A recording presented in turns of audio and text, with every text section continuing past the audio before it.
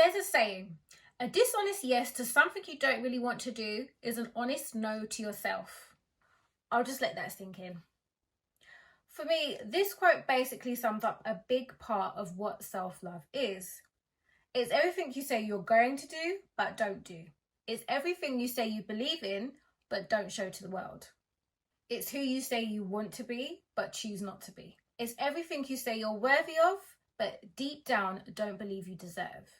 Every no you say to yourself slowly chips away at your self-esteem, your self-belief, and your self-trust. Because self-love is about following through with the things you say you're going to do.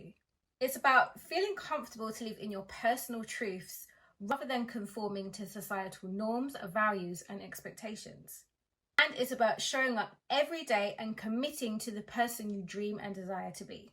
It's about following your passions and investing in yourself. It's about liberating yourself from your own mental chains and learning how to show up for yourself every day. It's about learning to embrace all of who you are, your strengths and your weaknesses, your flaws, and your perceived imperfections. Now, there is no one thing that can make you love yourself.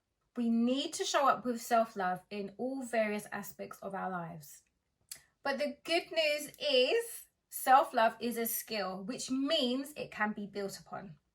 So if you stick with this video, I will not only show you how to build, grow, and flourish with self-love, but I'll also take you through the various stages and aspects on how you can show up for yourself with self-love.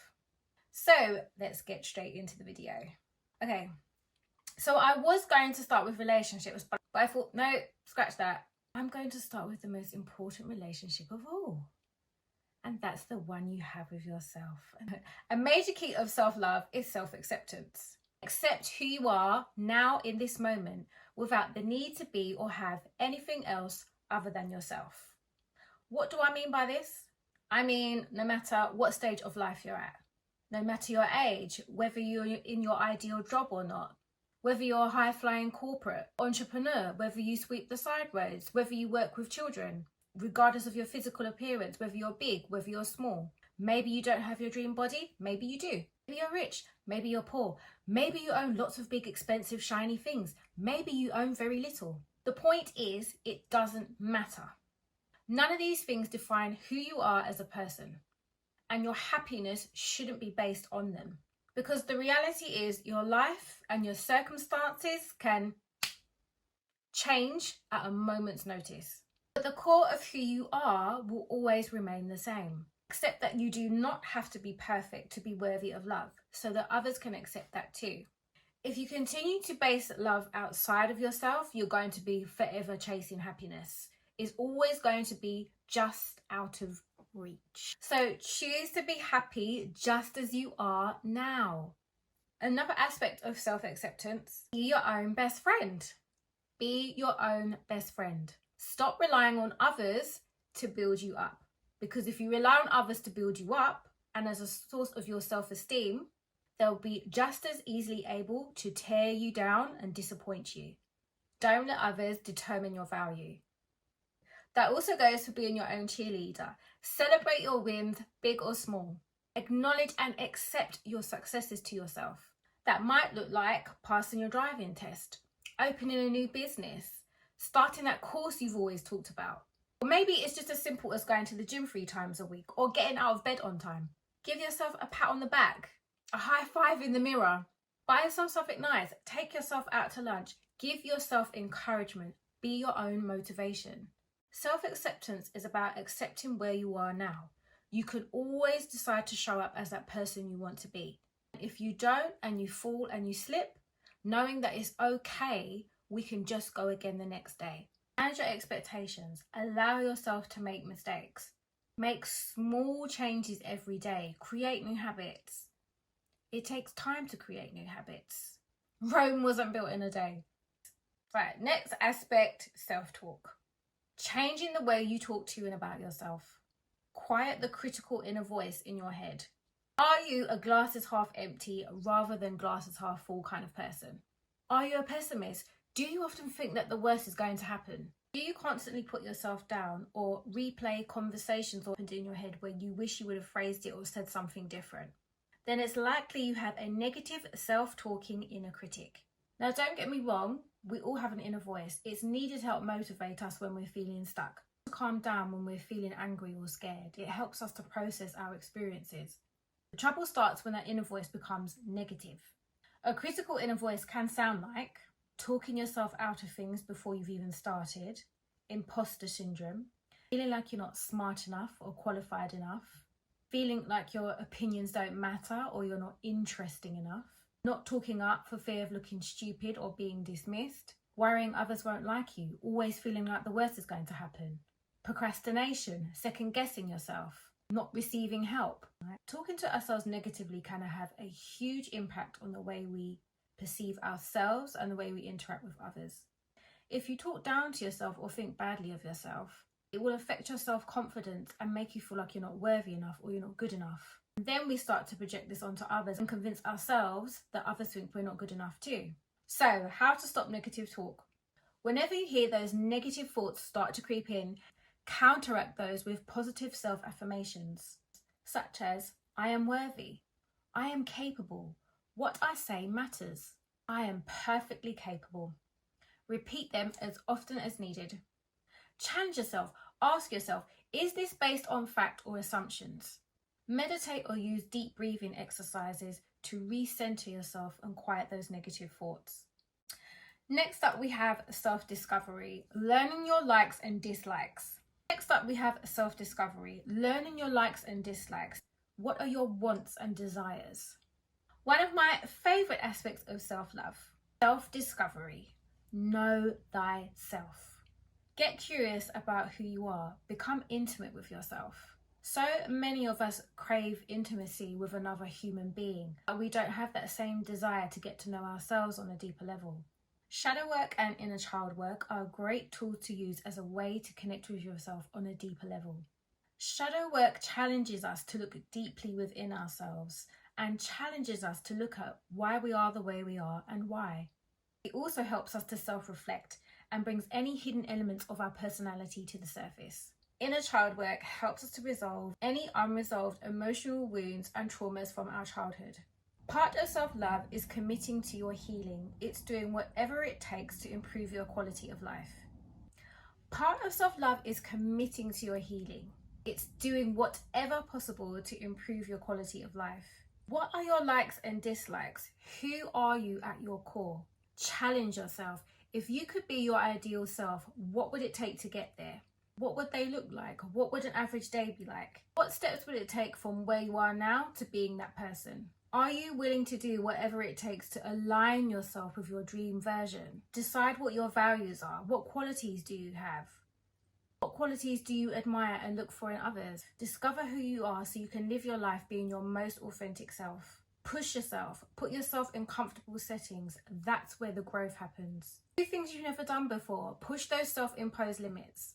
Can we just take a moment for the top, please? Because it's just fabulous. I've gone all out for you guys for this video. Usually I don't even like red. Lately I've been wearing a lot of red and I used to hate red. I thought this was an appropriate top for the occasion.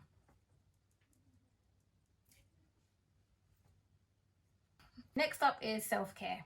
Self-care is about putting your needs first. It's about prioritising your health and well-being and looking after number one, so you can continue to show up and offer the best version of yourself to you and others. It's about spending time on your hobbies and interests and taking time out to reconnect and recenter with your mind, body and soul. Think of self-care as your reset button. Self-care isn't selfish. Once you've taken care of you, you're ready to restart again.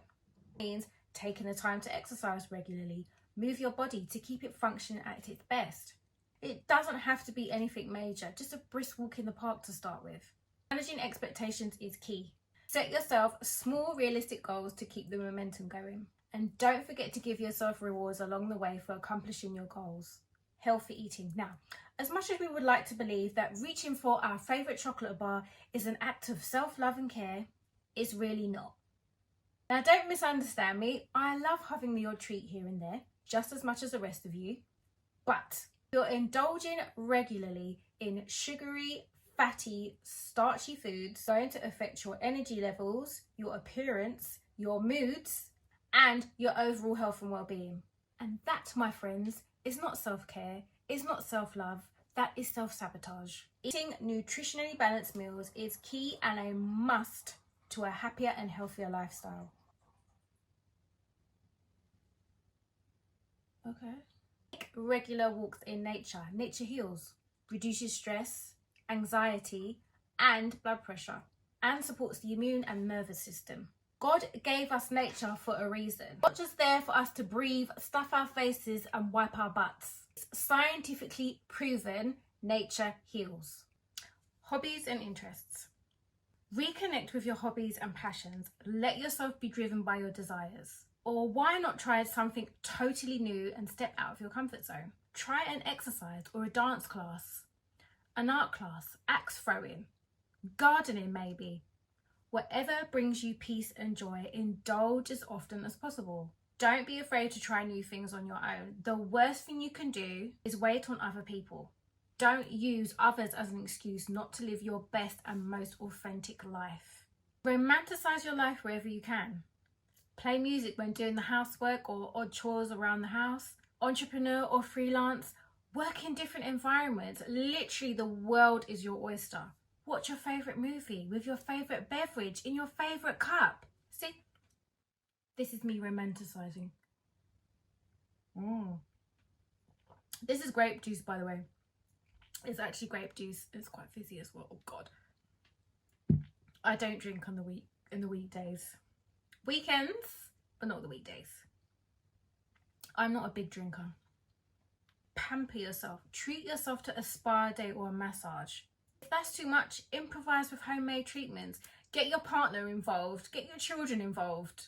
Point is, there are so many ways and little things that we can do to enrich in our lives. You just have to be willing to get creative, take the time, be bold, and take those steps. So many of us are pouring into others, but we're not pouring into ourselves. Actually, scratch that. We are pouring into ourselves. We're pouring a big old cup of resentment. And let's be honest, it doesn't taste very nice. No one wants that. It's not pleasant and it has a very bitter taste. Okay, so next up we have a very important one, which is mental health. Sometimes, while we're busy being humans, mums, dads or carers, we can often neglect our own needs and knowing when to take time out for ourselves. Knowing that it's okay not to feel guilty for our basic human needs, which is rest and relaxation. How do you manage stress? What coping mechanisms do you have in place for when you're feeling emotionally and physically burnt out? Do you have a good support system around you? Do you feel comfortable asking for help, or do you struggle and keep it all into yourself? Who do you turn to in times of need? Are you the kind of person who thinks you have to do it all by yourself? Do you find it hard to receive help? Maybe you've had a hard life, or you've had to figure out a lot of stuff on your own. And now you're overly attached to the story of life has to be hard. When you're feeling physically tired, burnt out, are you the type of person who continues to push through to the point of exhaustion and have a habit of telling yourself, just suck it up and get on with it? If you are, there's a strong chance you could be stuck in survival mode. For those of you who would like to get out of survival mode, I have another video on how to get out of survival mode, my top 10 practical tips. Newsflash. Luckily for you, I'm here to tell you that life doesn't have to be that hard. I'm going to give you helpful tips on how to make life that much easier. Meditation. I've said it before and I'll say it again. Meditation has so many benefits. It helps with anxiety, insomnia, self-awareness, and gives you peace of mind. Did you know that average person has 60,000 thoughts per day? God knows what it is for us overthinkers. I reckon mine's about 80. I do like to go down the rabbit's hole often.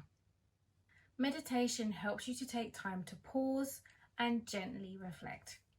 Reading. According to Jim Quick from medium.com, reading is a habit that can improve your lifespan, reduce stress, enhance your mental health, develop new neural pathways, help you learn empathy, improve your ability to communicate, and provide you with healthy entertainment. Gosh, that was a mouthful. I think he said it better than I could have. Next, taking walks in nature. Helps reduce stress and anxiety and has many previously mentioned health benefits. Therapy or therapy groups are gateways to better mental health and a more fulfilling and happier life. They help you resolve old wounds and traumas that may be keeping you stuck, provide you with tools necessary to help you navigate life's challenges. Therapy groups help you to connect with like-minded people and remind you don't have to do it all alone. Community and being of service. Nothing humbles you more than being of service to something greater than yourself. Voluntary work, charity work, or just giving back. Nothing beats the feeling than a sense of purpose. Be physically active. Your body needs movement to function at its best. And it's a great stress and mood buster. Get a good night's sleep. Limit your social media usage. Switch off in good time to ensure a good night's sleep. Practice gratitude. Gratitude is known to make you happy. Appreciating what you have in life keeps you grounded and thankful and creates positive emotions within ourselves. Do I need to say it? Leave the drugs and nicotine alone. Reduce your caffeine and alcohol intake. Try limiting yourself to weekends and special occasions if you can. Life is about the balance. And lastly, remember to have fun. Last of our keys is boundaries. Cultivating healthy communication and boundaries in your relationships. Not all boundaries will be the same and will differ from person to person. But one we can all agree on and goes for everyone is learning to say no without explaining or overly explaining yourself, but also being able to accept when someone else tells you no. There are different types of boundaries. There are physical, sexual, mental, emotional, material, financial, personal, and time boundaries. Example, personal space. Maybe you've just been introduced to someone and they give you a hug or a kiss on the cheek, but it makes you feel uncomfortable. Sexual. Maybe you don't like to be touched in a certain way or in a certain place, but you get the gist. Boundaries are about clearly communicating and asserting what you're willing to tolerate and what you're comfortable with. But it's also about respecting other people's values and opinions and beliefs, even if they don't align with your own. It's about give and take. Learning how to say no is just as important as learning how to say yes. Stand up for yourself and what you believe in. Speak up. What you have to say matters. Stop playing small to make others feel better about themselves and worrying about offending people. Assert yourself and be confident in your decisions. Don't let people drain your time and energy. Command respect, but also give respect. You are responsible in laying the foundations for how people treat you. So that brings us to the end of the video, guys. That was a very detailed guide to self-love. I hope it gave you all a better understanding and put to rest any confusion you might have about the topic of self-love. I'm going to leave you with a quote from the late Lucille Ball. Love yourself first and everything falls in line. So guys, please don't forget to share, like, and hit that subscribe button if you haven't already, as it helps the channel to grow and helps to reach out to those who might need it. So that's a wrap, guys. Wishing you all peace, love, and light.